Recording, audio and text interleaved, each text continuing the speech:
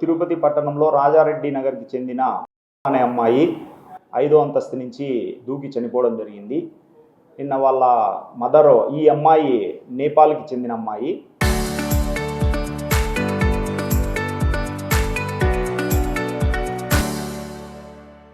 ఈ అమ్మాయి వాళ్ళ మదర్ పిలిపించి మేము కంప్లైంట్ తీసుకుంటే, ఈ అమ్మాయికి రీల్స్ చేసే అలవాటు ఉంది.